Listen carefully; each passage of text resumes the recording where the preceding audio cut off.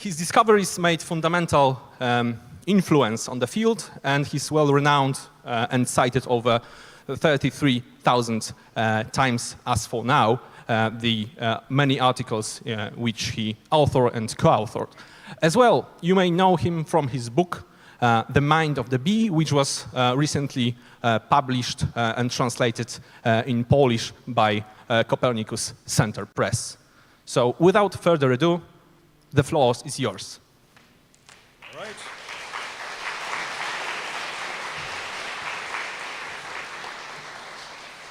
Thank you so much for this very kind introduction and the invitation, of course. It's very exciting for me to be here. Could we start the presentation, please?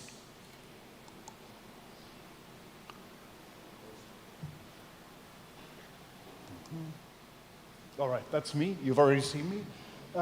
So I've researched the learning behavior and sensory systems of bees for now about 3 decades, 3.5. And so surely it's still a big step from referring to sensory systems to the mind of an insect. So I owe you a bit of an explanation for what I mean by that. So we are here, of course, in part... Sure. We are here, of course, in part at least to celebrate Copernicus, who, among other things, is famous for moving us and our planet from the center of the universe a little bit to the periphery. So the old Ptolemean idea that Earth was a center with everything else rotating around it through Copernicus was replaced by one where in our solar system, the sun is in the middle, and everything, including us, rotates around that. And, of course, we have perhaps similarly to the Ptolemean view, a similarly human-centric or Earth-centric view in biology that still persists to this day.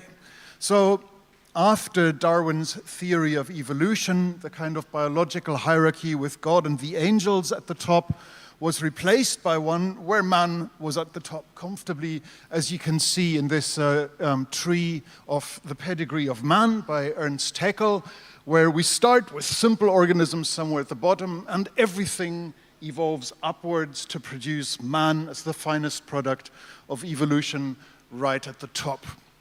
And this is an image that I want to put to the test a little bit by looking at the case of bees. So there is a prevailing view to this day that man is entirely apart from the animals, and this view was, I think, quite strongly advocated for by Descartes, who expressed ideas that many people still adhere to this day. That is, that animals are indeed, non-human animals are indeed machines. And here's what Descartes said. He says, "This proves not only that the brutes, the animals, have less reason than man, but that they have none at all. And we ought not to confound speech with the natural movements which indicate the passions, and can be imitated by machines as well as manifested by animals. They are destitute of reason. Thus it is seen that a clock composed only of wheels and weights can number the hours and measure time more exactly."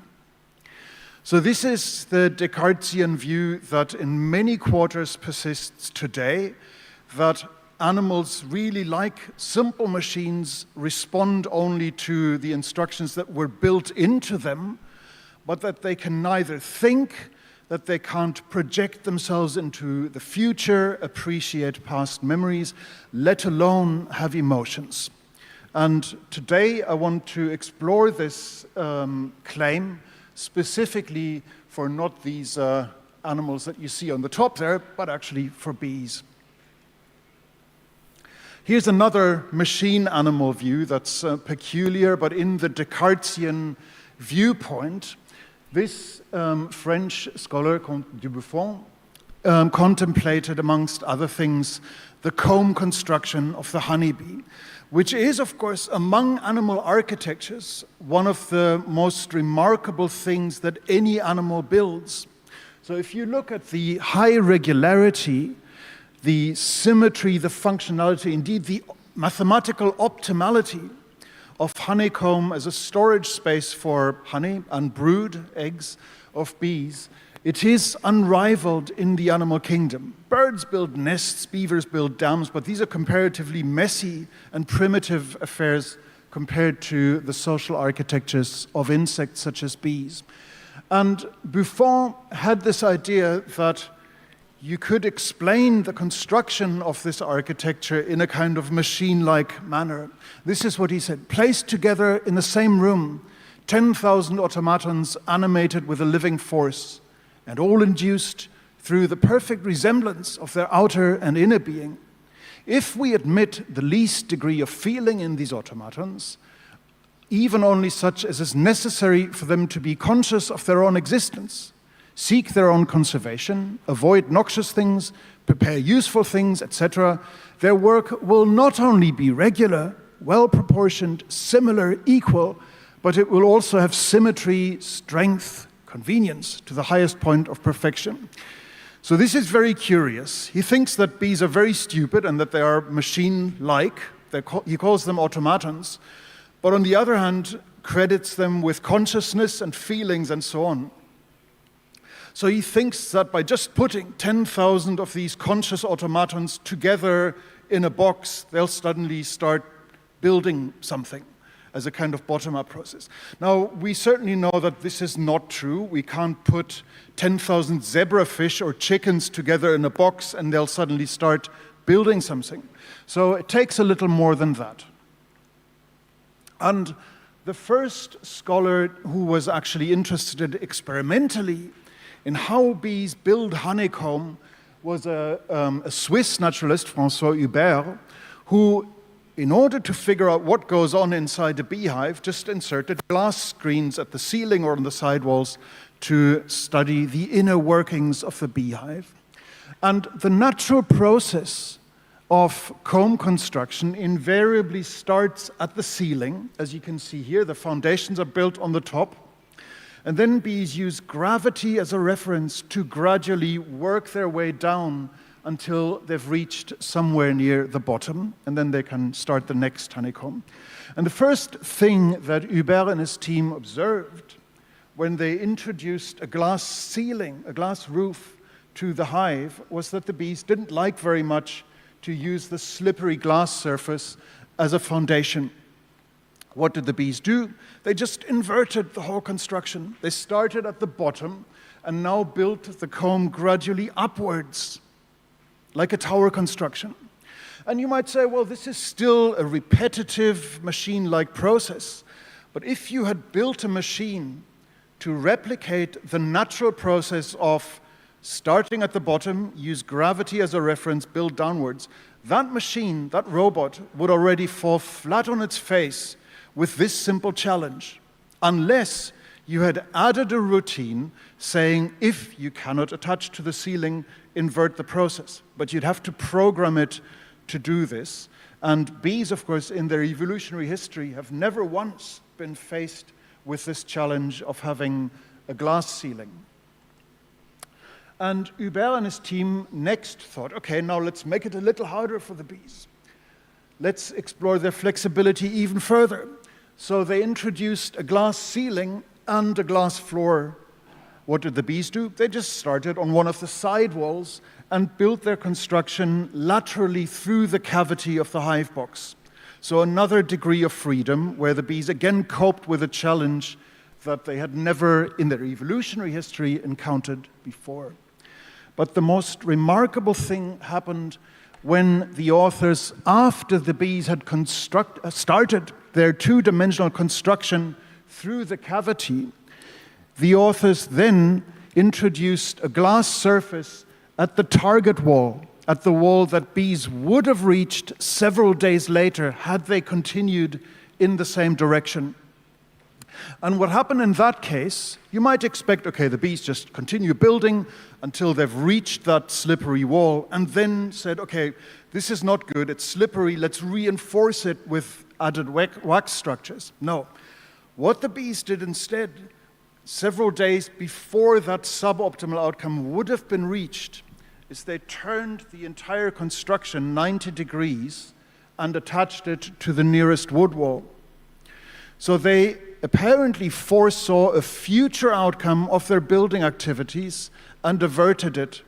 And Hubert at the time exclaimed that I acknowledge that I could not suppress a sentiment of admiration for an action in which the brightest foresight was displayed.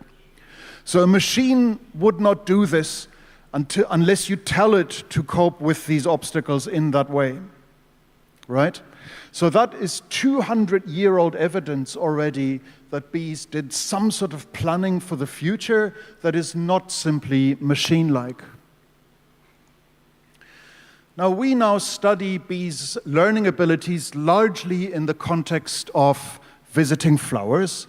And the first thing that you notice in that context is that bee color vision is completely different to how we see the world. Bees can see ultraviolet light, which we cannot, we're blind to it. And so they can see in many flowers patterns that are entirely invisible to us.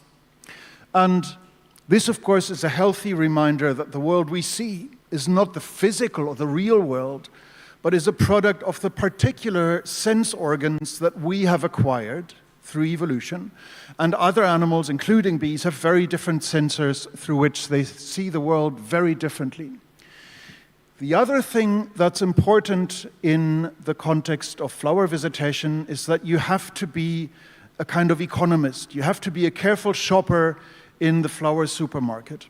And this is because all flowers, different species, have different amounts of reward, different quality of nectar and pollen. And you have to remember the signals, the colors, the patterns, the scents of these flowers to predict the rewards. And in that way, bees act pretty much in the same way as you do when you remember a favorite product in a supermarket. You might have a favorite toothpaste, for example, because the quality is good, the price is acceptable. So you remember the packaging in the same way as bees remember the flower appearance, and then return. You stay faithful to the same product so long as the quality stays high and the price acceptable. And if that changes, then you might relearn. And that's exactly the same challenge faced by flower visitors in nature. And the remarkable thing about many species of bees is their flexibility in associating any visual signal with a reward. So what you can see here in panel B is a honeybee about to land on a little platform with a drop of sugar water in front of a portrait of a human face. And she does that a few times, and then we remove the reward, we shuffle the spatial positions, and give the bees several different faces to choose from, as you can see in this display over on the left. And so this is basically like a crime witness test, where we're now asking the bee, can you now recognize the face that you've seen before when there was a reward? And you can see that for various pairs of faces in this panel, that the performance is about 80%. So they're very good at identifying these correct faces that were previously associated with sugar rewards. And in a sense, that's what we do in our experiments. We capitalize on bees' amazing flexibility of associating almost anything with sugar rewards. They always get sugar rewards if they get something right. And one context in which bees have to be smart is spatial navigation. You might all, at some point or other in your lives, have been in a situation where you had to navigate a foreign city where you've never been before, and perhaps to make it a bit more challenging, your phone might have been out of charge, or and you didn't have a map, and you can't, and this is Shanghai, you can't perhaps easily ask passers-by for directions, so you had to navigate using your memory. And even in an unfamiliar city, this is challenging, but it's made considerably easier than natural habitats because all of these landmarks in cities, and you find the same in this beautiful city, all of these buildings are made to be memorable. They're made to be distinct from other buildings because the architects want to show off their skills and want to build something that's memorable. And that, of course, facilitates navigation considerably in urban habitats. In nature, this is a more typical scenario. Okay, this is a typical bee habitat in central Mexico. And I don't know if you can just make out a single tree here, but there is one which actually contained a bee nest. And you have to fly for kilometers and kilometers from that nest. Honeybees fly up to 10 kilometers away to find perhaps a good nectar patch, as you can see on the right, or a good pollen patch, as you can see on the left. And there are thousands of trees in this picture that all look similar. There are multiple hills that all look similar. And I can tell you, I like to hike in these habitats without technology, but it's very, very hard. And there are no paths here. All you can use is memory, and conditions are often foggy, so you can't see the sun easily. So it's not a trivial task, especially if you have the brain the size of a pinhead. This is the technology that we are now using to track bees' spatial navigation. It's called harmonic radar. And basically, the bottom dish emits a signal that is picked up by this transponder on a bee's back, which transposes it to a different frequency, which then gets reflected and picked up by the top dish that you can see rotating there. And using this technology, we're hoping to develop this to full 3 dimensions. What you can see here is a flight, a 3-dimensional trajectory of a honeybee drone on its first flight out. And these 2 boomerang shapes show you a simulation of how the bee might see the world through its eyes. This is the viewpoint from the bee's cockpit onto the surrounding landscape. And using this technology, we can explore how a bee solves various spatial challenges. And one common challenge is the so-called traveling salesman problem. And this is, as I guess the name suggests, the challenge that a salesperson needs to solve when they want to visit a number of stores of a chain, for example. Say you visit 5 cities in the course of a day, and of course you want to minimize travel distance, petrol usage, and time that you're investing. And that same challenge, of course, occurs for bees on a daily basis because they often need to link multiple flower resources to fill up their honey stomach once. Once they're full, they always fly back to the hive, vomit, they regurgitate their food towards the honey storage, and then come right back to this challenge. And you can see here, on the left, the track of a bee that's not yet particularly experienced, and you can see it makes quite a big detour here. But that bee is only exploring, and what we can do with this technology is follow the same bee for its entire life, and thus how it learns to solve this task over many flights. And that's shown here on the right. So you can see now the bee has found 2 flower patches from its hive, these 2. Now it's found 2 more, and now it's found the 5th one. But you can see that we're now at flight 10. It's still doing quite a bit of exploring outside the territory, looking for more flowers.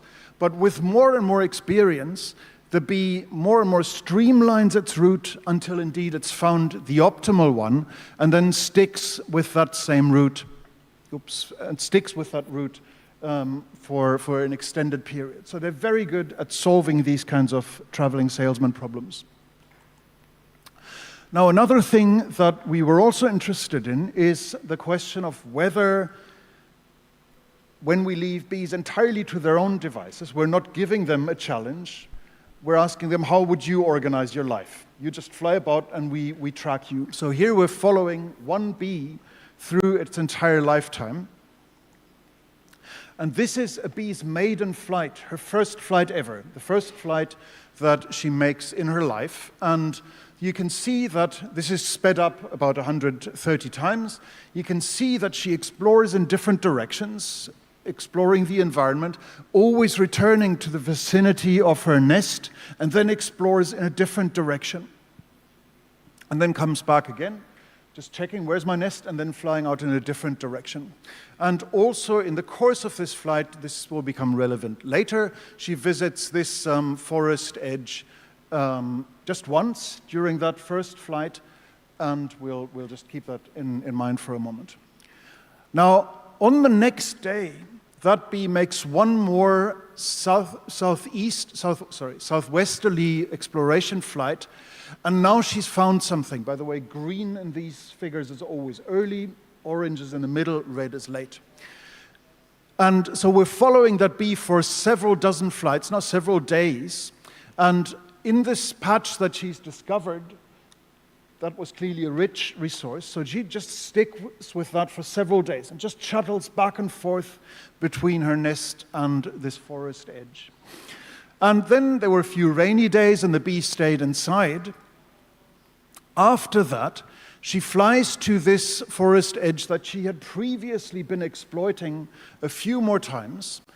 And then halfway along one of these flights, she appears to change her mind and suddenly flies to a patch that she had only experienced once on the first flight of her life, and then sticks with that resource for several days.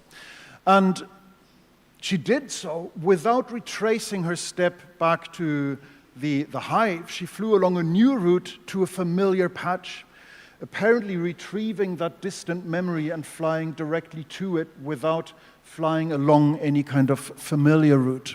And then at some point that bee just disappeared from the radar, presumably having been eaten by a bird or a spider, but it was just gone, and that was the end of that bee's life. Now this bee was highly organized in its life. There was just 2 hours of exploration and the rest was just hard work.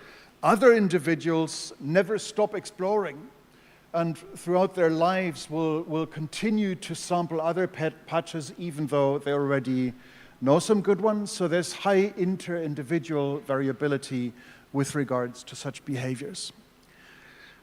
Now, when I discuss this kind of work about navigation, color learning, and so on with colleagues who work with primates or corvid birds, they would always say, well, okay, I believe that bees can learn colors, but that's what bees are pre-programmed for, including navigation.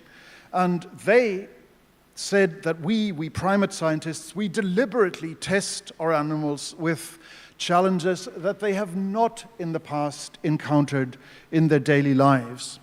And so here's an example of one such test that you'll first see with a clever bird and then with a bee. We've recently discovered something even more surprising about insects. It turns out that some are really, really smart. One test of intelligence in animals is when they're given a problem. They can work out a solution in their heads. Hang a piece of food from a perch, out of reach, and a smart bird like a raven soon works out what to do. Just pull the string, hold it with your foot, pull a bit more, and in no time at all, you have a snack. Yet anything a mere vertebrate can do. Bumblebees can also do this, even though they must be trained to solve the problem. Pull the string and reach a reward of nectar.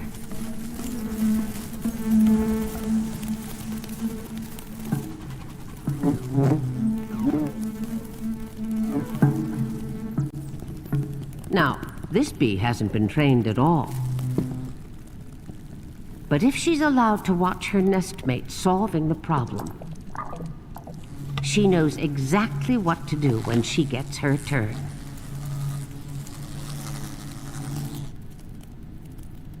Teachers and students, and all with brains only the size of pinheads.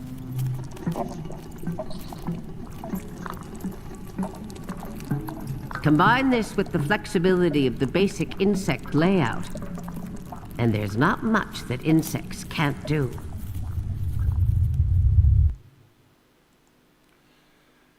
So bees can learn this technique.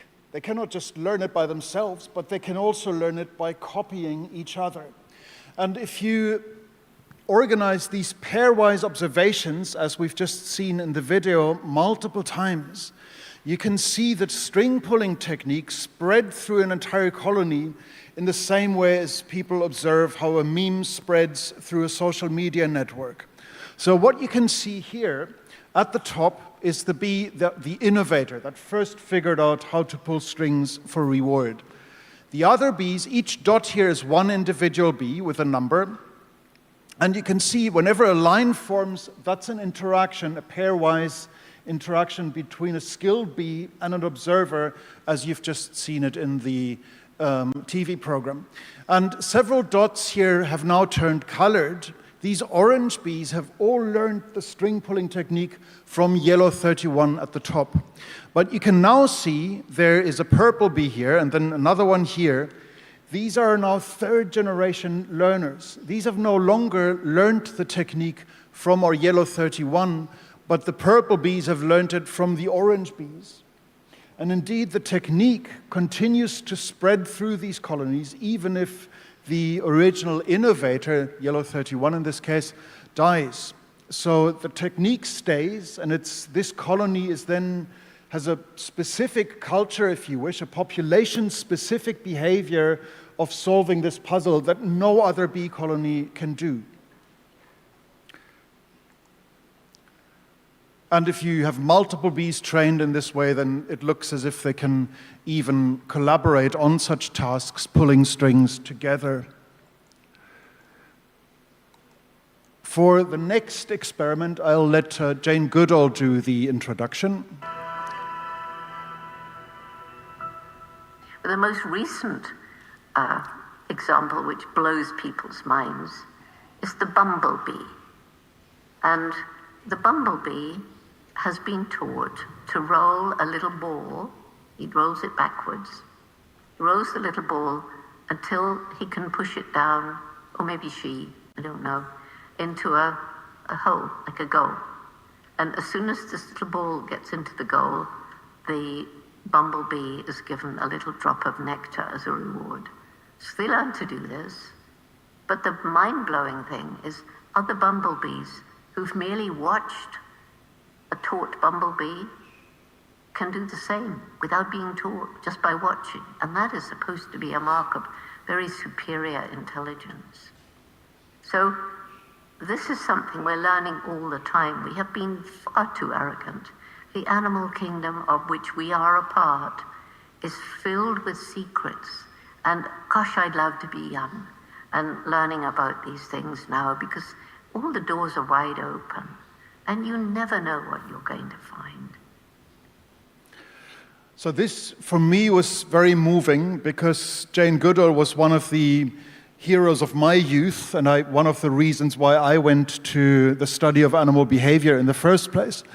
And normally, primate biologists are quite arrogant towards us insect people, but for her to recognize our work and to say, hey, I'd like to be young now and study bees, was quite an experience.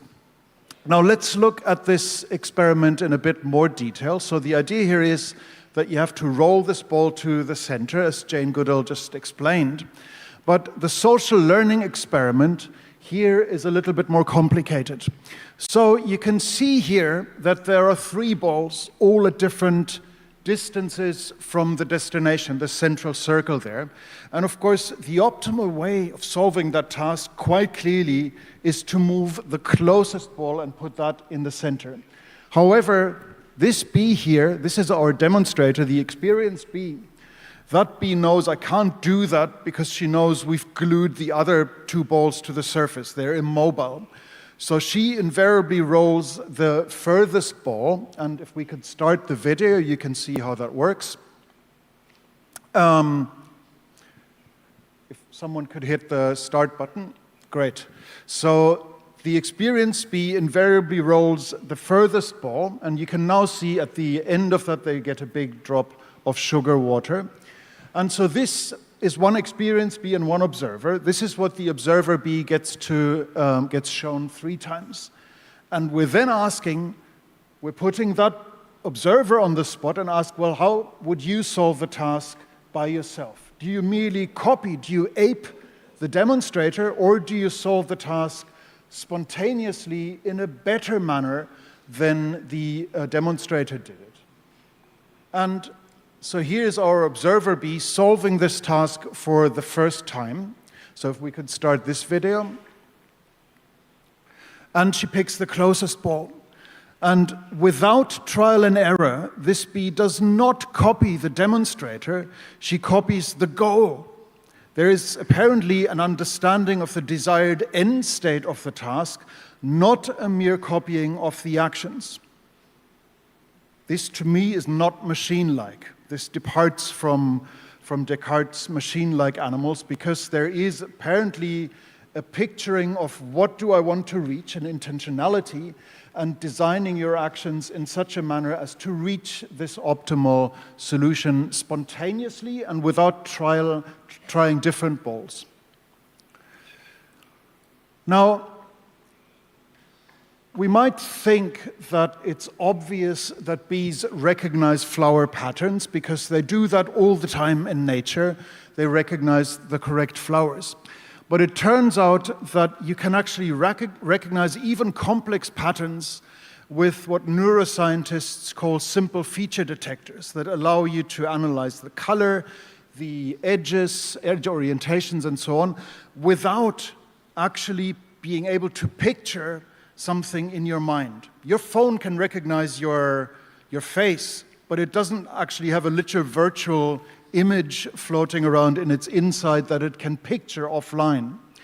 And so a way of addressing that question, is there a mental representation of an object, comes from so-called cross-modal recognition experiments that are also being done here in this town by my colleagues in the front row on crickets. And so the idea is the following. In this case, the bee has to distinguish two shapes, balls and cubes.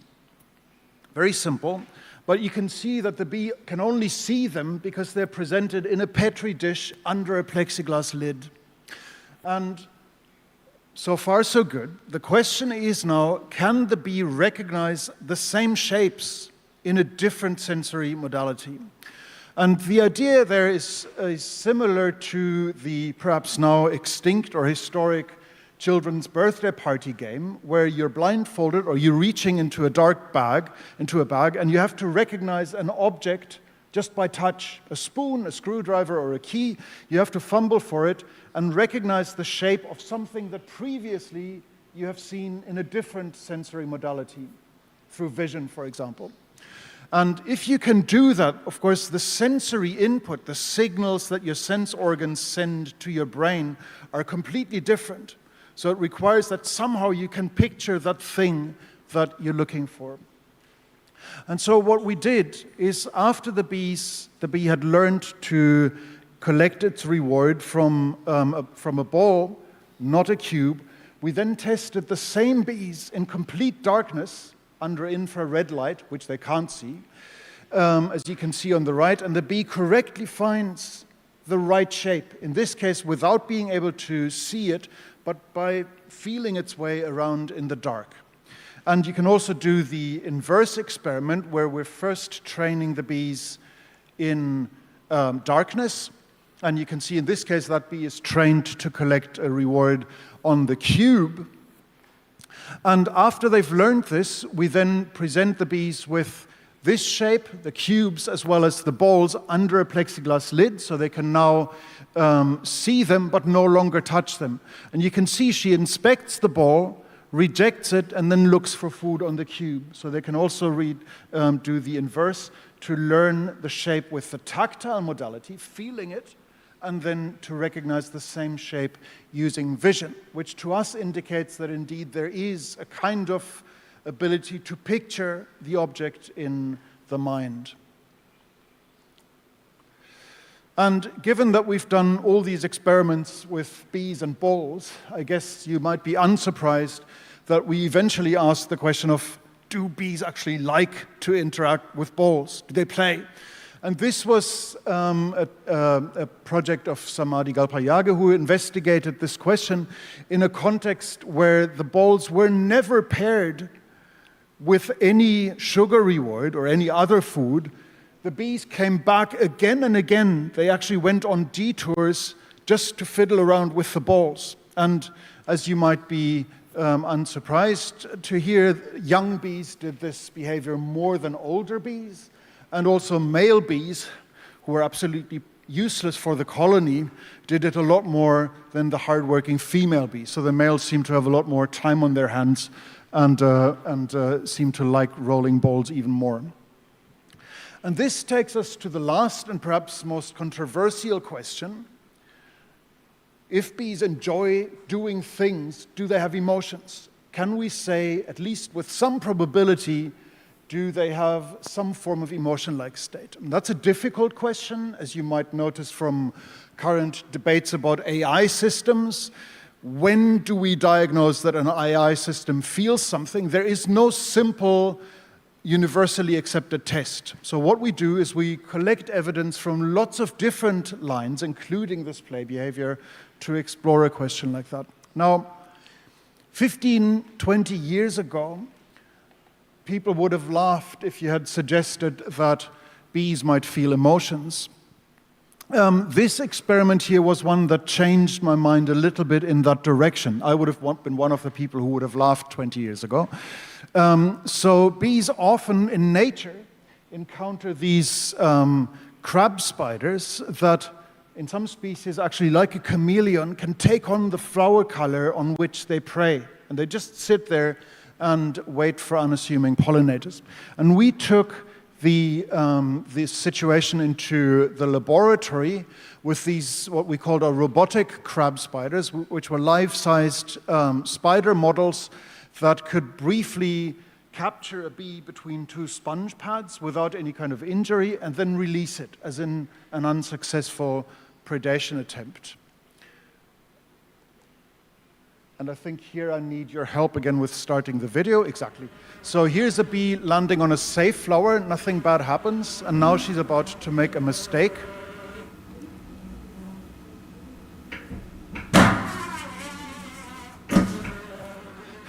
This sounds louder than it actually was. And I can reassure you that there was no physical injury to the poor bee.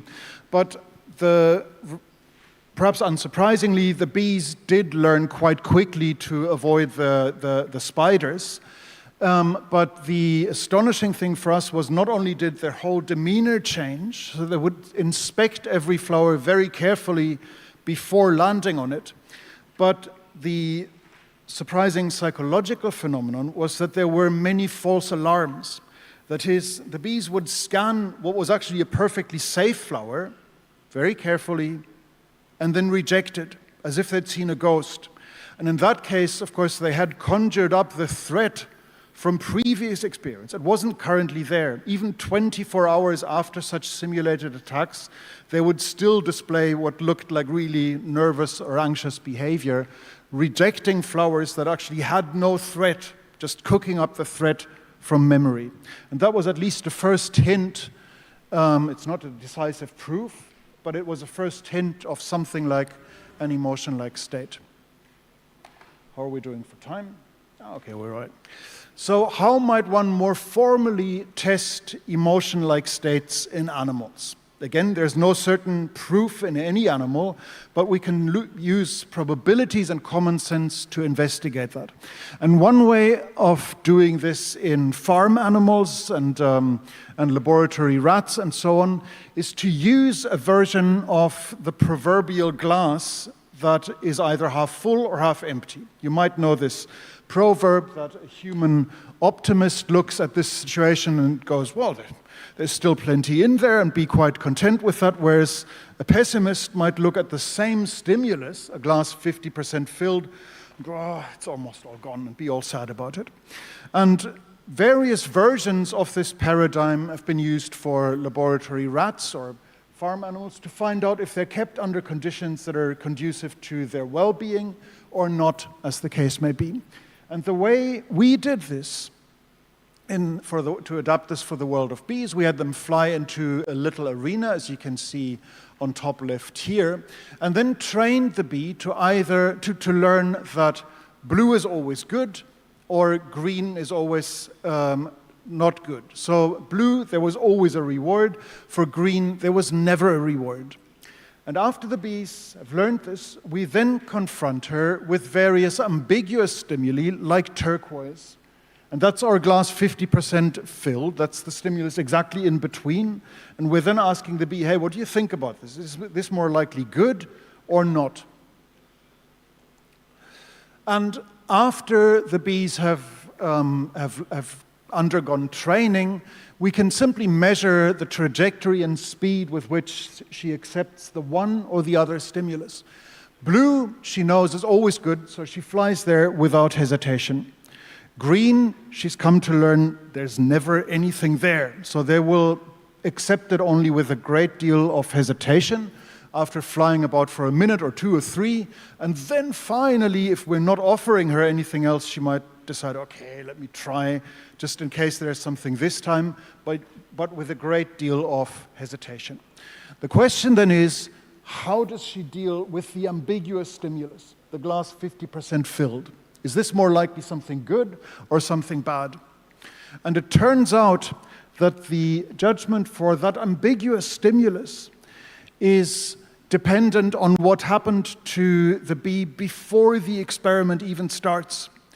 And in case we give her a little sugar reward, so here's a tiny drop of sugar that the bee picks up before she goes into the experiment, in that case, the ambiguous stimulus is judged much more optimistically, much more like the rewarding stimulus than otherwise.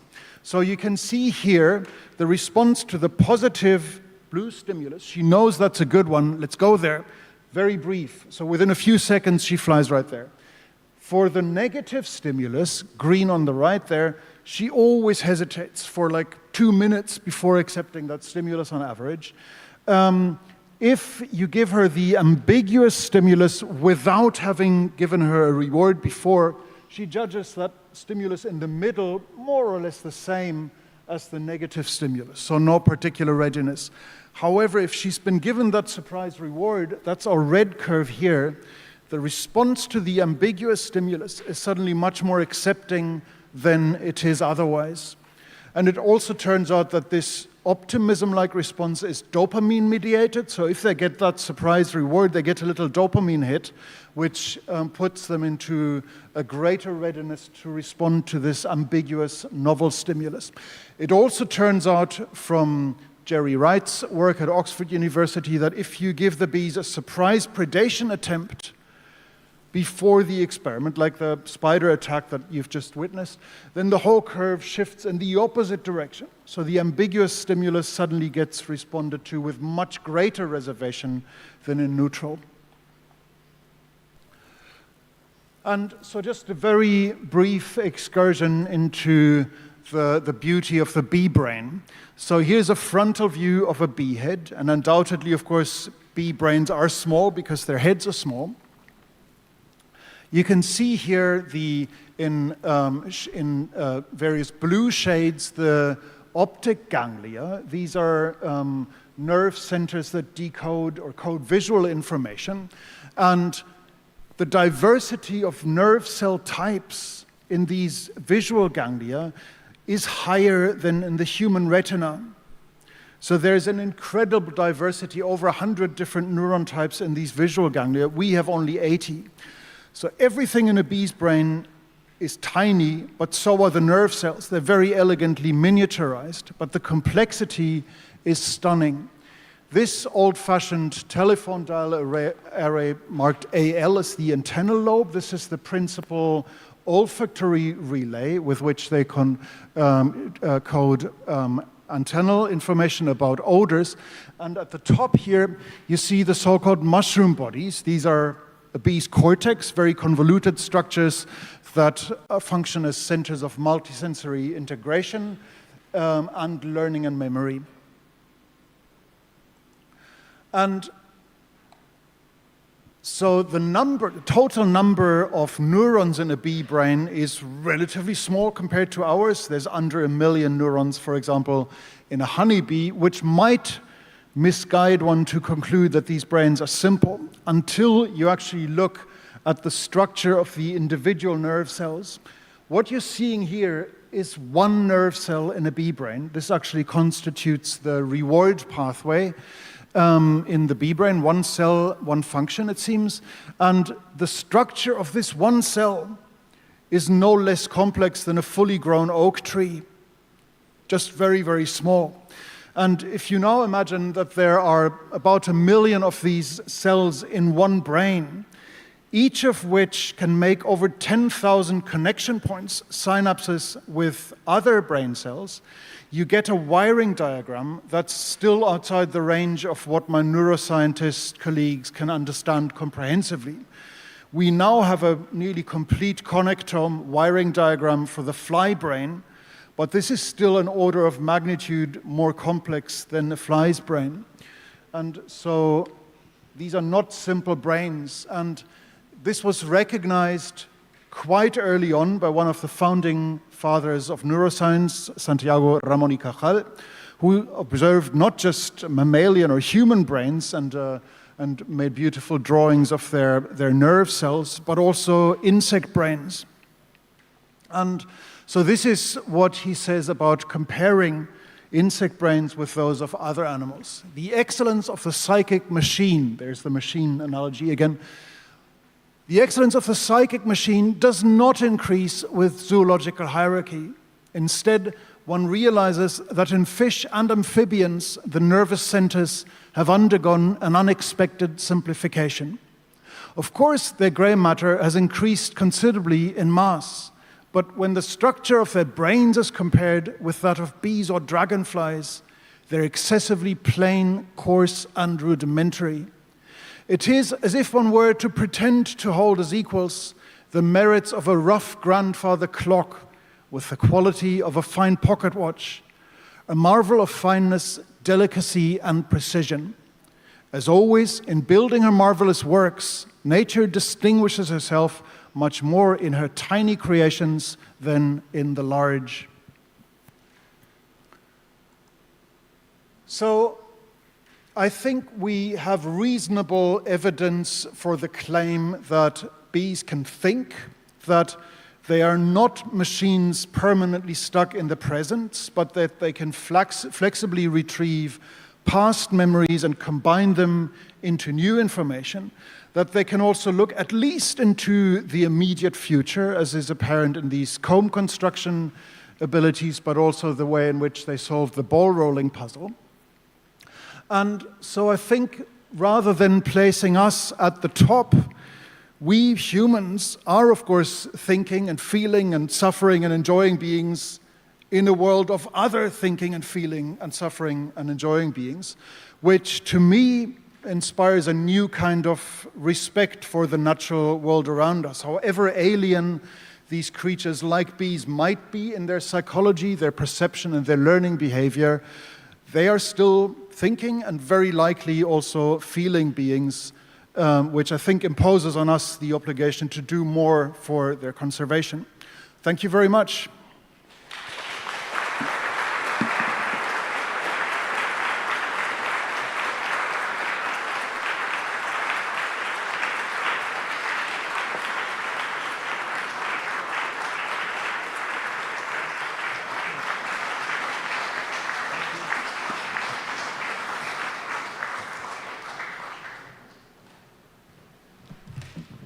Thank you, Lars, for a very inciting lecture. We would like to invite you for about 20-minute break till 15 past next hour.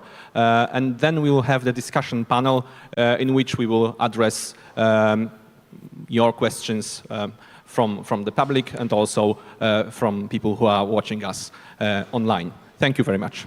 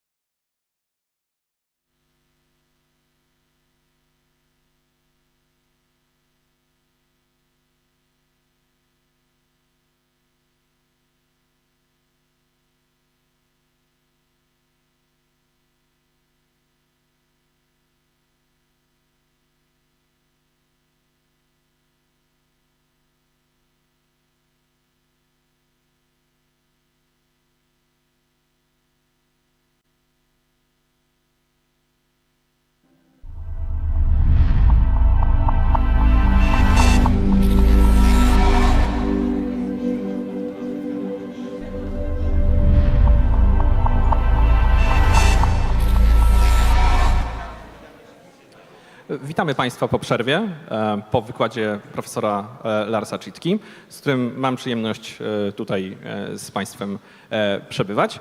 I teraz przejdziemy do części dyskusyjnej, która również będzie w języku angielskim, tłumaczenie symultaniczne dostępne dla Państwa na życzenie.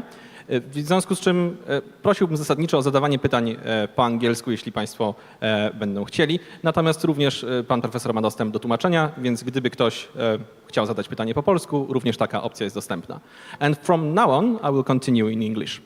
So, well, the lecture was very enticing and we could all agree about it, especially that there was so many people that wanted your signature on your book.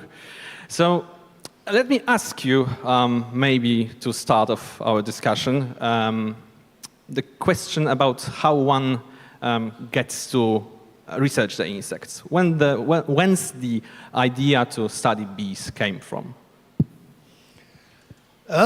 Coincidence.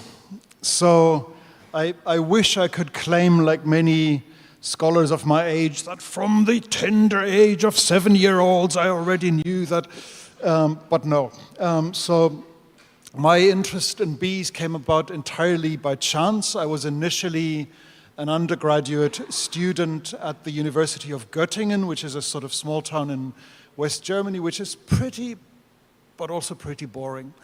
And so I had this idea, I wanted to move to West Berlin, which at the time was an island in the middle of East Germany, and had people like David Bowie and Iggy Pop residing in it, so that's where I wanted to go. So I asked a professor in Göttingen, hey, what do you think about the Free University of Berlin?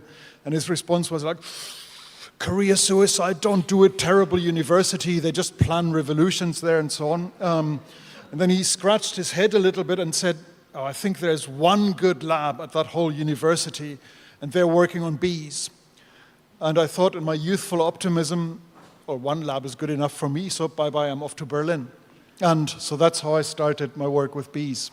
Well, at least in one context, his,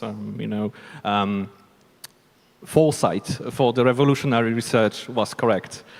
So as to the revolution that you are actually perpetrating, in this kind of movement from Descartes or the let's say human-centric model towards this more perhaps pan-psychic, if I could call it that, understanding of cognition of various animals. So in this kind of avenue, I wanted to ask the one thing that perhaps wasn't so much present in your lecture, because you focused on the bees almost exclusively as an individuals. But for example, the comb is a group effort, isn't it? So many times when we are basically hearing about behavior of this kind of especially social insects like termites, ants, and of course bees, they are treated more like this kind of composite thing, that this being that is consisting of basically individuals somehow emergently forming this kind of type of behavior. So what is your opinion on that? So indeed, social insects can do very impressive things as a group. And this relates, as Bartosz said, to their architectures, which they build together. There is also, in honeybees, for example, a very impressive consensus-building process where they decide almost democratically where to live next. So when a honeybee swarm leaves the old home, and you see them often in the news if they've clustered together on an airplane, and in that way grind to a halt the traffic and so on. But what happens in that swarm is that dozens of scouts fan out over a big territory to locate a new house. And they have to work towards an agreement, because in the end, no bee can live by itself. So the whole swarm jointly has to decide on a new destination. And there's quite a bit of disagreement in the initial days. They communicate by what is known as their dance language. And in the end of that debate, which can last for several days, everyone agrees on one destination, and then they fly off and fly into a new cavity. And that, of course, is a group decision process where in the end, the whole swarm does one thing, as if it was one entity, one living being. But the truth is that, of course, the swarm's behavior is still mediated, like a group of humans, by individual decisions, making an assessment of new destinations where they might nest, bringing back this memorized information to the group, telling about it to others, and then as a group making a decision. So to an alien observer, often human efforts might look like we as a nation or as a football team or as builders of a building might be some sort of group entity, and that there might be some sort of group consciousness. But there isn't. We know that in every human group there are as many minds and mental states as there are individuals. So even where groups work together to a common end, the psychology, the thinking still goes on in individual brains. Yeah, that's very deep answer to that. So maybe going in this direction, maybe we have someone from the public, because I can't see you really. So there are people in on the room present which are equipped with microphones that you could basically nudge for them to come and allow you to ask the question. Because I don't want to be, the sole interlocutor of Lars. So maybe, perhaps. Okay, I see a raised hand in here. So let's try. Okay, thank you for the very interesting lecture. I would like to ask about what's your take on one of the arguments that is sometimes given in favor of this human-centric view of the world.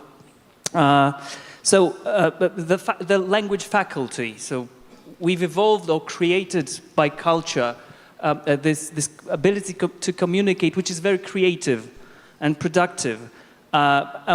You mentioned that bees also communicate in a way, right? Mm-hmm. So my question is, what's your answer to this argument, and how would you say, how creative is bees' communication compared to human language? Thank you.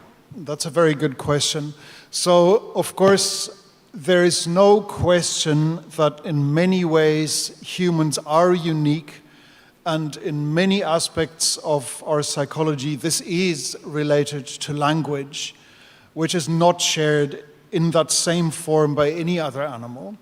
And language, of course, facilitates many other aspects of cognition, our ability for mental perspective taking, for understanding what others think and how they might perceive the world, is of course hugely facilitated by language, because we can tell each other, and other animals can't easily do that. That doesn't mean that other animals don't have this sort of mental perspective taking, but it's a lot harder because no one ever tells you what anyone else thinks or feels. And we can see this difficulty in Oliver Sacks has a very interesting book in which he focuses on deafness. And of course, in many deaf people today, the absence of hearing can be compensated for by sign language. But where deaf human beings have been misdiagnosed as autistic, for example, and haven't been taught sign language, there are all kinds of cognitive deficits that affect anything from planning to autobiographical memories, understanding sequences, and so on. So that gives us a flavor of what it's like to be a language-less animal. Bees have a communication system that is metaphorically called a language, but it isn't quite. So the content of that bee language is very limited. It's limited to conveying locations of suitable food sources or nesting places for the colony. And so this so-called language has words for direction and for distance and not much more. And of course, as opposed to the human language, which has an infinite versatility, any new human invention we can instantly give a name, any new activity we can invent a new verb for. And that versatility, of course, distinguishes human language from any other communication system in the animal kingdom. And so bees can't easily coin a new word in their dance language for, let's say, a pesticide-infected meadow. There's no new word for it. So the flexibility of human language is indeed unique and, of course, facilitates all kinds of other intelligent behaviors. That undoubtedly is unique to the human species. So maybe in relation to the language, recently there is a surge in popularity of large language models.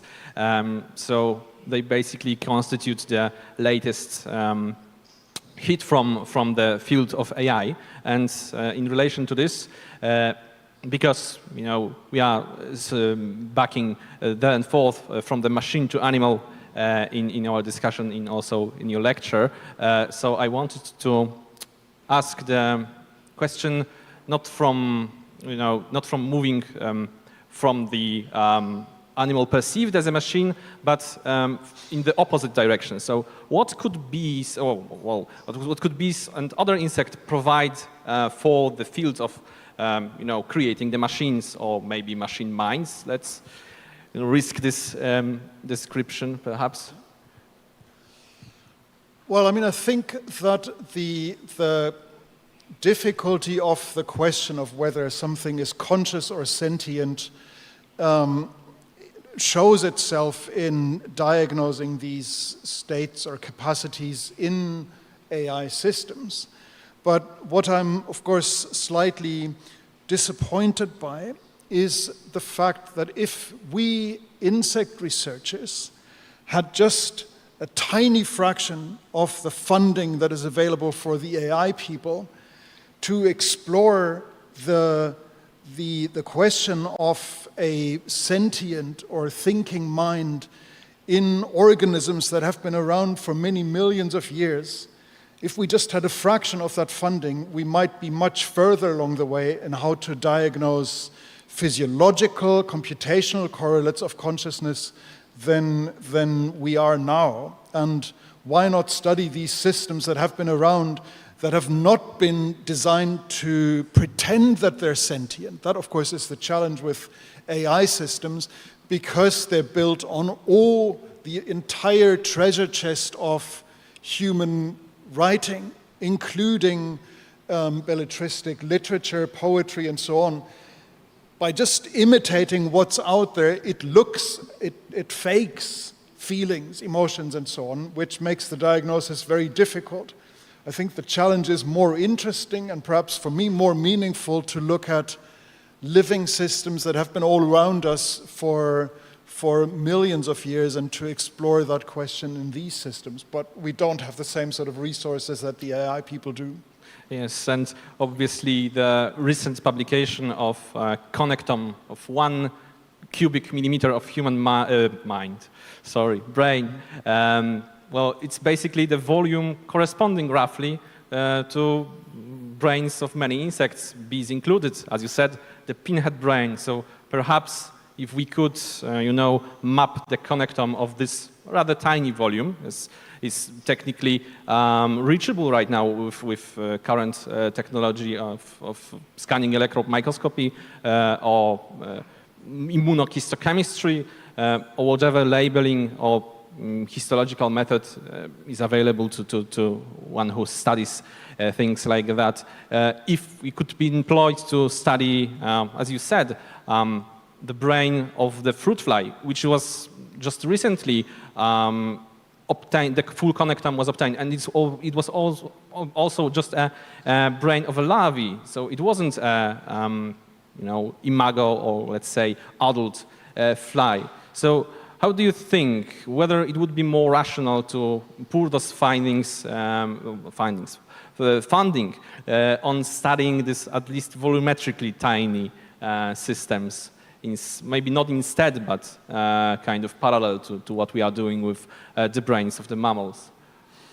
Indeed. So the hope, of course, why my neuroscientist colleagues study insects as model organisms is that it's at least not as far in the science fiction future to understand brains comprehensively than it is in humans or even rodents, because insect brains are compact, because the number of synaptic contacts and computations that can be underpinned with these microbrains is at least, we're closer to that goal of understanding such brains in their entirety, much more so than in humans. And because it appears, at least from the bee case, that at least some equivalence of human thought can be mediated with these tiny brains, they are, of course, exciting model systems for that particular purpose.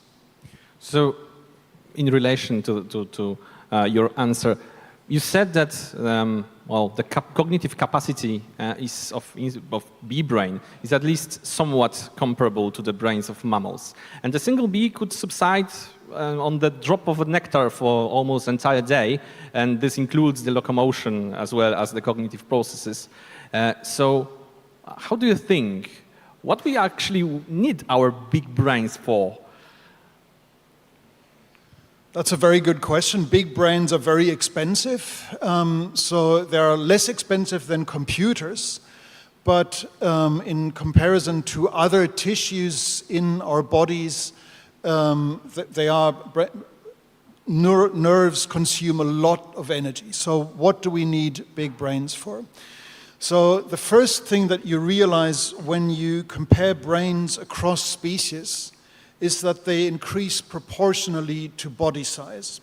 And that's not trivial, of course, because if these were indeed just computers, you don't necessarily need a bigger computer for flying a jumbo jet than you do for a small two-seater Cessna airplane. And that's because the biological computers that are brains function by very different principles. So to convey information over the longer distances that exist in bigger animals, you need bigger nerve cells, you need bigger axons.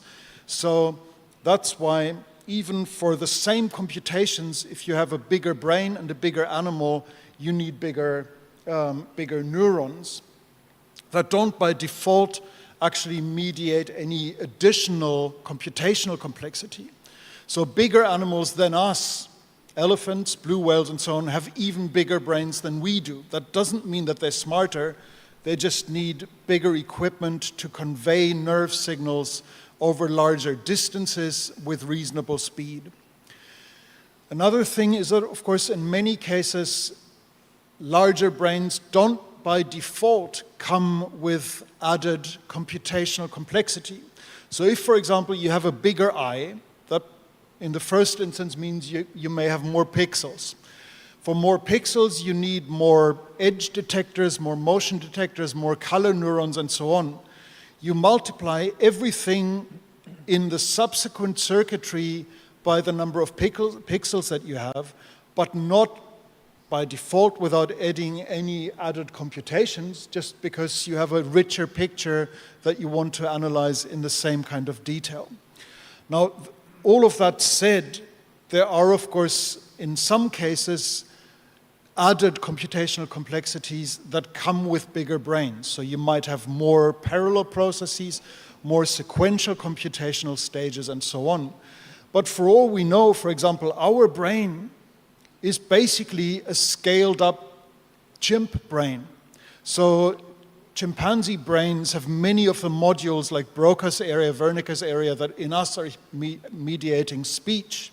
They have these areas just on a smaller scale. So in many cases, added computational complexity is not generated by more size of nervous tissue, but by minor tweakings of existing circuits that actually mediate new computational capacities. So the famous bee dance language does not actually come with an added module that somehow makes the honeybee brain bigger than relatives that lack the dance language. In the same way as the comparison between humans and chimps, there is no added language module that chimps don't also have. It's in the microcircuitry of neuron-to-neuron connections that often the clever computations lie. Yes. I was wondering when you are talking about scaled up brain of a chimp. I thought, what would happen if we scaled about the same degree the brain of, let's say, bee? That would be interesting. If basically the computing power is here, what would happen in the further steps of, let's say, evolution, or perhaps some manipulation into, obtaining smarter bees, let's say. But, well, that's... I think the first thing that you would observe is that a bee with a brain the size of a human would have difficulty flying. But as you say, so initially it's very unlikely that if you just added a large number of neurons grown in a dish to an existing system, initially it wouldn't mediate any added functionality. But over many generations of evolution, of course, it is quite possible that you would get emergent new cognitive capacities that weren't previously in place. And I've seen, yes, raised hand to my right. Thank you very much for a very interesting lecture. I've got two questions. They are a little bit more methodological. My first question is about emotions. Do you have any idea how would neurological correlates look like during feeling such emotions like fear or pleasure, enjoyment, while bees are playing? Is it possible to test such a neurological architecture, and what would be the correlate? And the second question is about your book. In The Mind of Bee, you wrote that the bee should be able to distinguish outside stimuli, or should be able to distinguish stimuli that comes from outside environment and distinguish the stimuli which comes from inside body movement. You wrote about a signal called efference copy. Is it possible to test or somehow to prove that bees can generate efferent copies? Thank you. Thank you. Very good, very interesting questions. So the answer to the first question, can one look for neural correlates of emotion-like states in insects, is certainly yes. We haven't done it because in my team we're largely interested in the psychological side of bees' behavior. But my colleagues working with fruit flies, for example, have now also found play-like behavior in Drosophila. In their case, it seems that the flies enjoy riding on a carousel when given the option, where they get spun around. And they are indeed looking for neural correlates. But that isn't... So the play-like behavior is published as a preprint, but the neural correlates, I think, they're still working on. So I think, yes, if indeed this state, if these states are real, then they must be underpinned by recognizable neural signatures, and it should be possible to explore them. The efference copy is a very interesting question, because in the bigger picture question of whether there is something like a conscious mind, it's a really important question to disentangle input that has been generated by yourself, or that's a result of your own actions, from input that comes from the outside world. So for a simple mind experiment, if I tilt my head 45 degrees to the right, then of course the entire visual scene on my retina actually tilts to that degree. Nothing to worry about if I know that this is the result of my own intended actions. Whereas if this suddenly happens without me bringing about this change, that means we're in the middle of an earthquake. Same sensory input on the retina, but if suddenly this stage tilts by 40 degrees, we'd have a real problem, a better run.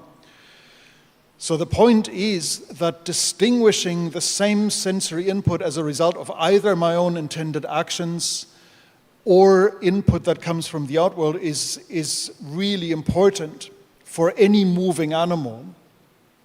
And in theory, this could be mediated with quite simple circuits, as we established the efference copy, which has, by the way, been explored in flies in the first case, not bees.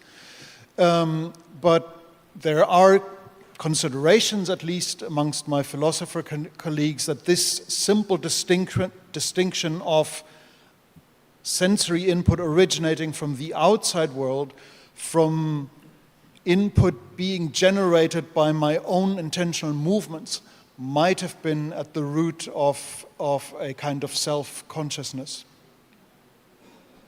I'm not sure if that answered your question. Yes, thank you. I was asking about, can we test it somehow? Also like neurological correlates of efferent signal. Can we show it on, for example, on a monitor? Because in theory, it works very well. The movement is correlated with perception. The question is if we have evidence outside the theory, practical evidence. Yeah. So there is plenty of work on fruit flies operating in various virtual reality settings where the fly's movement either are coupled with the outside world or are decoupled, so you can test these things directly. The earliest and crudest experiments on this efference copy were done on stalk-eyed flies where Mittelstädt and others actually twisted the eyes around so that the sensory input was inverted to what the fly actually did, to explore just that question in the 1950s.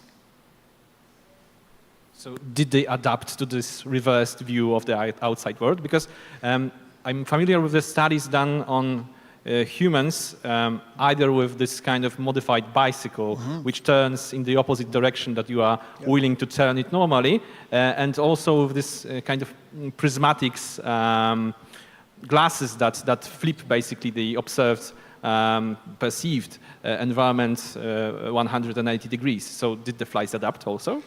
So in these historical experiments, I'm not aware of that, but Martin Heisenberg more recently did experiments with fruit flies, actually in a paper entitled Can a Fly Ride a Bicycle?, where they did exactly that, where they inverted the sensory input from a virtual reality situation so that whatever whatever course the fly steered, the environment moved in the opposite direction of what would normally predict it. And indeed, it appeared in that study that after a few days of experience in that virtual reality simulation, the flies did adapt. Oh, that's quite a large-scale adaptation, I guess, because it's almost the entire visual input That's inverted, yes. Mm-hmm. Yes. So, well, the flexibility of invertebrates, once again, is rather astounding, especially in relation to how they were perceived as this kind of rigid things, almost mechanical or clockwork, as it was said before. So do we have any? Yes, there is a question to my left by the middle of the room, if you could perhaps.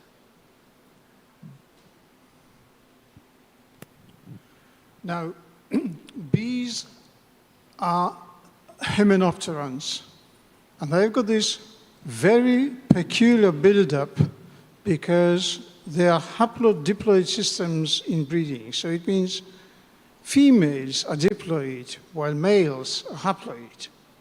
Now the question is now, what about the brains of drones?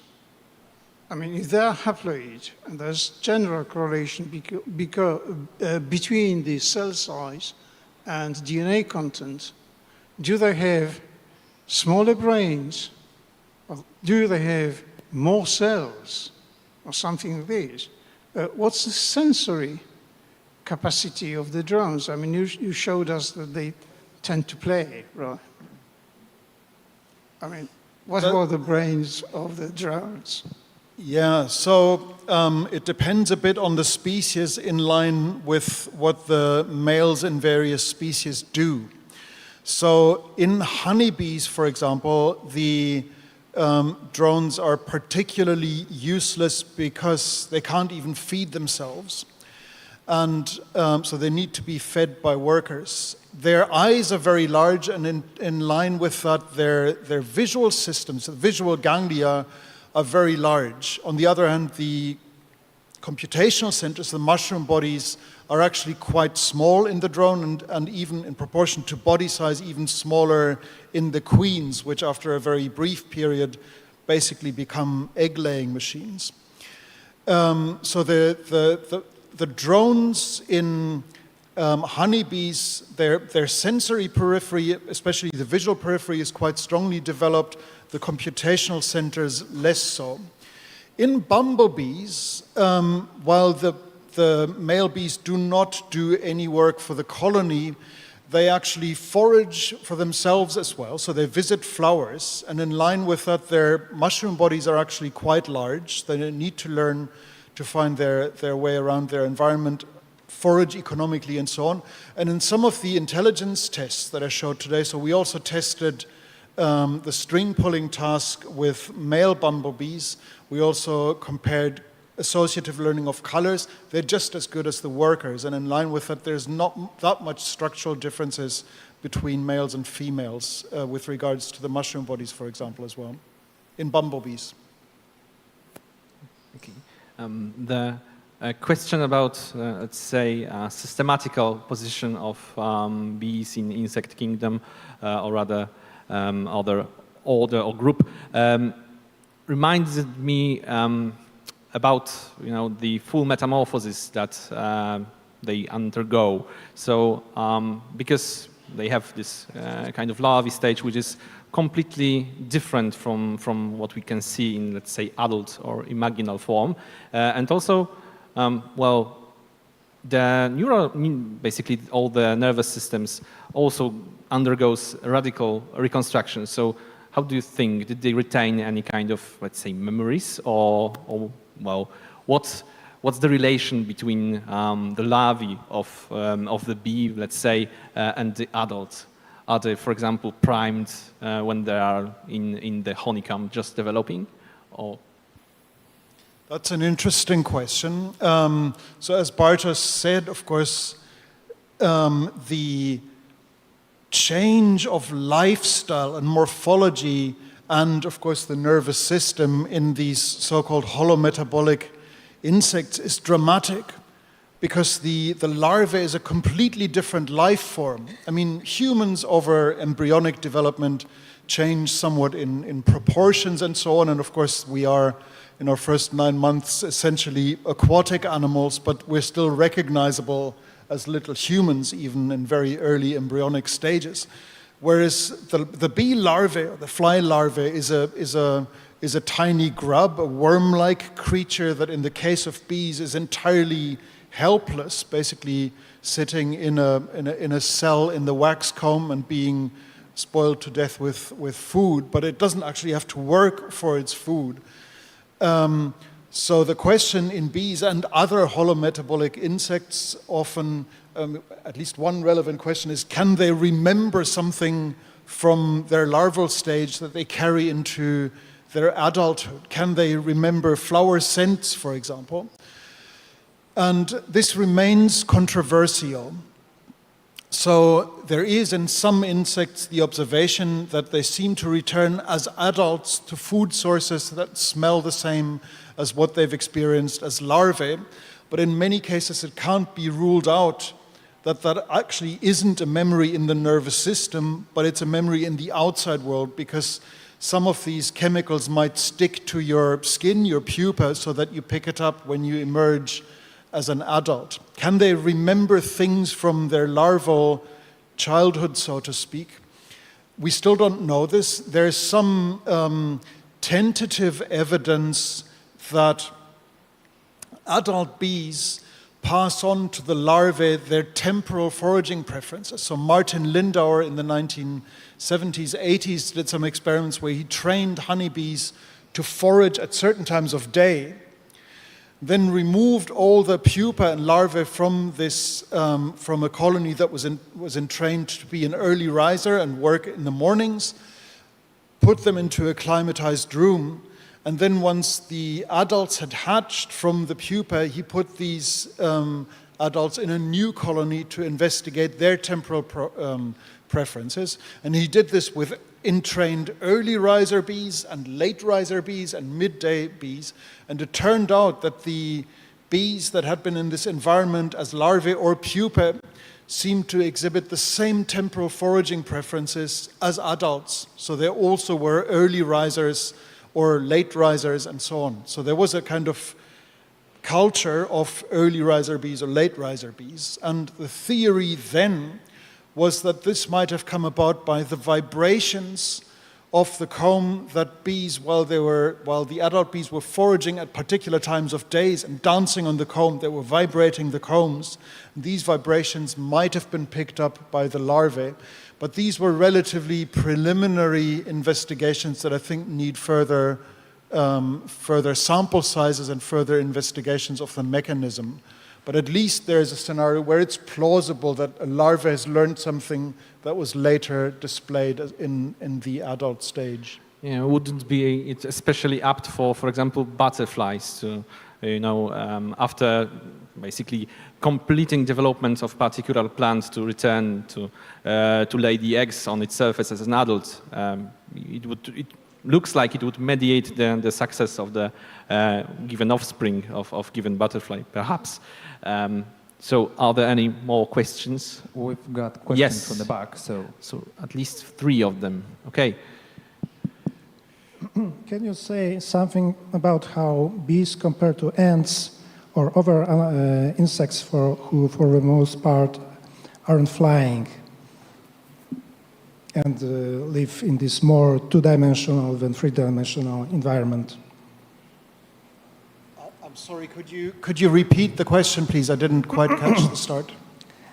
Could you say something how bees, the minds of bees, compare to the minds of ants or other insects who are not flying? That's a very interesting question. So we study bees, I guess, as models of cognition because they are very convenient to work with under laboratory conditions and because they're highly motivated to engage with our experiments. But I suspect that, of course, there are many examples of intelligent behavior among the insects that haven't been explored in such detail yet. Now, ants, of course, specifically in the context of their navigation, are quite well researched, and so there are some ant species that, so I guess the conventional wisdom that is still prevalent is that ants often use odor trails for their navigation, and that in many species is one means by which they establish routes between their nest and feeding sources, but by no means all ants, and some ant species navigate entirely without such odor marks. Memorizing not just a vector between their nest and a destination, but also multiple landmarks along the way. And since we explored earlier the question of memory capacity, even in ants, it turns out even relatively simple models of ant brains can quite well memorize dozens of visual scenes along the route and use these memorized scenes to even retrieve the path when they've been displaced off the path. It also turns out that there are differences between ant species that navigate only in 2 dimensions, that is just on the ground, and other species that climb up trees, which are very sophisticated in their 3D wayfinding. So even in walking insects, sometimes there are very sophisticated navigational abilities. Yes, there is one more question, and we have probably time for yet another. So maybe in here, maybe to the back, the hand was there first. So if we could. Hi. I want to know how bees translate light pollution, or some camera that use UV light in cities, and if it's can make a big, give me a second. So could you repeat the question, please? Sorry. Is there any ways we can see the difference between bees that navigates in nature and the bees that navigates in cities when there is a lot of light pollution and we use cameras with UV or stuff like this? So that's an interesting question, and I don't know the answer. One reason being that this harmonic radar equipment that we're using to track bees in the field, we're not permitted to use that in cities, and much less so in the vicinity of where airplanes have to navigate. And we need a straight line of sight between the radar and the individual that we're trying to track. So we can't make direct comparisons. But that said, what we do know is that in urban environments, bees' navigation is still highly efficient, and they navigate over very long distances. So a few years ago, we did an outreach experiment where we marked several thousand bees with individual number tags in East London, 3 species of bees, 2 species of bumblebees and honeybees, and let them forage freely across the city. And we then asked members of the public to spot the bees in their gardens. And this was a very interesting sort of outreach experiment, because people were asked to log on a web page that we had established their sightings of bees and for how many days they saw them. So one thing was that the bees flew over 8 kilometers. The furthest bees were in Hyde Park, which from my base in East London was really over 8 kilometers away, regularly shuttling back and forth between East London and Hyde Park, and of course many other destinations, and also remained faithful to particular flower patches over multiple days. So often people became quite attached to the bees that they spotted in their gardens. So no direct comparison is possible, but certainly bees in these urban environments seem to navigate quite efficiently and also harvest plenty of honey in comparable amounts to nectar foraged over same durations in countryside settings. So the one last question. Yeah, so we have a question. Okay. You said about the last question, but actually I have 2 questions. Let's start with one and see how fast we get one through. question is, you were telling about bee learning skills from one another, but how have you thought the first bee to pull the rope? So yes, good question. So there are several ways. The most conventional one is to first make the flowers openly accessible. So these are artificial flowers with a little droplet of nectar in a central well. They're first openly accessible, and then gradually we push the flower further under the plexiglass or glass table until the only way to pull the string is to get to the flower is to pull the string.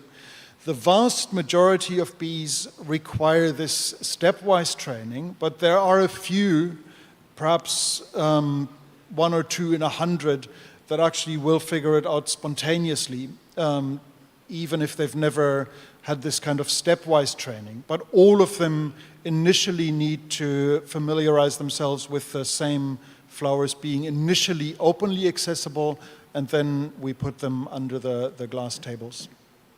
And the other question is, because I have heard about experiments on rats where scientists were giving them water with cocaine and they get addicted to it. Have you heard about bees on cocaine, or do bees use other kind of psychoactive substances? Yes, so there are a good number of flower nectars that actually do contain psychoactive substances. So Nicotiana, the tobacco plant, that's a whole genus of multiple different species that all contain nicotine. And if we give bees a choice, then, I mean, this is very low concentrations, but they actually seem to prefer nicotine-laced nectar over the same sugar concentrations without nicotine. And the same applies with caffeine. So coffee flowers, for example, bees also prefer these over the same concentration of sugar nectar without caffeine. And this is an interesting question because we are actually asking ourselves, why would they seek out mind-altering substances if there isn't a mind to alter? In other words, if it doesn't give them a kind of pleasant state that actually makes it enjoyable to visit these flowers, because they don't have actual added nutritional value. Good question. And on this accord, we are thanking you for the participation, very insightful questions, and, well, basically wishing you all the good evening or good whatever where you are now listening to this lecture. Thank you very much.